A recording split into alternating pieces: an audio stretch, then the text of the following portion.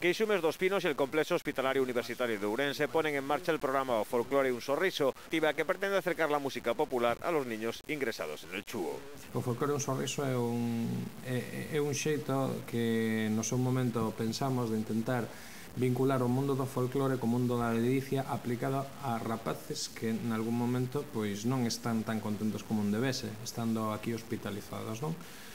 Pero o feito de estar hospitalizados, de ter unha doenza, de teren que seren atendidos polos especialistas e médicos e todo o persoal sanitario deste centro hospitalario, pois pensábamos que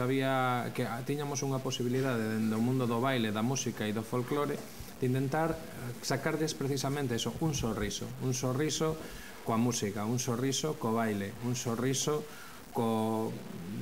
folclore en xeral, para que eles se sintisen moito mellor. El programa tiene además un componente didáctico a través de talleres formativos en donde los niños aprenderán a conocer el folclore de otros países. La idea es hacer más llevadera la estancia en el hospital a los niños ingresados. Intentamos aproveitar todo o que